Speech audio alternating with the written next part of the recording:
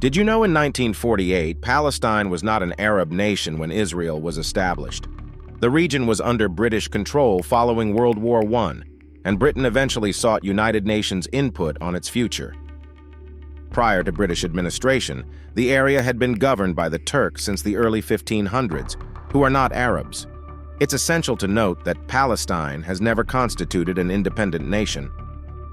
This change was driven by the desire to suppress Jewish uprisings and deport the Jewish population. The name was derived from the ancient Philistines, who have no connection to contemporary Arabs, as the Philistines were eradicated by the Babylonians in 600 BCE. The name Palestine has its origins in Roman history. In an attempt to reduce the Jewish identity in the region, the Romans renamed the area as Philistia, Palestine, in the mid-130 SCE. It's crucial to understand that Palestine was a geographic region, not an independent nation, and it lacks historical ties to Arab ethnicity.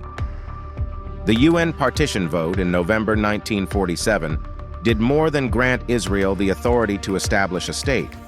It also offered the opportunity for Arabs residing on the west side of the Jordan River to create their independent Arab state alongside Israel. Arabs rejected this partition plan, which led to the establishment of Israel. Parts of the West Bank became part of Jordan, and Gaza came under Egyptian control. Arabs declared war on Israel shortly after the UN vote. They could have accepted the partition and had their own nation, but opted for war. The Palestine Liberation Organization, PLO, was formed when Jordan was in control of the West Bank. The PLO's objective was to liberate Palestine, even though the West Bank was already under Arab administration by Jordan, with Gaza controlled by Egypt. The Palestine they aimed to liberate was the territory of Israel itself, not the areas under Arab governance. In essence, their goal was the complete eradication of Israel, as outlined in their original charter. Before Israel's establishment in 1948, anyone living in the region was considered a Palestinian, whether Arab or Jewish. A Jewish-owned newspaper was called the Palestine Post. This nomenclature does not imply any affiliation with Arab ethnicity. The term Palestinian originated from the Romans and was an invented narrative. Jerusalem, historically the capital of Israel under King David, has never held the same significance for Arabs. It was under Ottoman rule for centuries and lacked importance for them. Its significance increased as Jewish settlers returned and developed the land. Jewish people lawfully purchased the land during Turkish rule. When Israel captured Jerusalem in 1967, it was from Jordan, not Palestinians. There were no demands for Jerusalem during Jordanian rule from 1948 to 1967, and Jordan did not create an independent Palestinian state in 1948. Israel had no intentions of attacking Jordan during the Six-Day War. Jordan's King Hussein was misled by Egyptian President Nasser and attacked Israel in the hopes of acquiring more territory. Jordan's forces were quickly pushed back, leading to Israel's capture of Jerusalem. There is no distinct Palestinian language.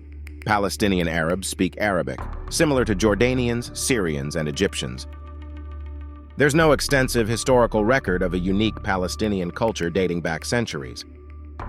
Palestinians are Arabs, indistinguishable from Jordanians, Lebanese, Egyptians, Iraqis, and others. This is not about racial superiority, but a statement on the shared Arab identity. Many Middle Eastern Arab nations, including Jordan, Syria, Lebanon, and Iraq, are relatively new, established after World War I. They were created from the remnants of the Turkish Ottoman Empire following the San Remo Conference in 1920. The combined land area of Arab states in the Middle East greatly surpasses Israel's landmass. When Jewish people began returning to Palestine in the late 1800s, they purchased land rather than stealing it. Arab residents were invited to join the new state, and many did, enjoying civil liberties not found in neighboring Arab countries. The land of Israel was underdeveloped and neglected until Jewish settlers returned and made it prosperous. The Palestinian Arab narrative emerged later. Jerusalem holds great religious significance for Jews and Christians, with numerous mentions in the Hebrew Bible and New Testament, whereas it is not mentioned in the Quran. Thanks for watching.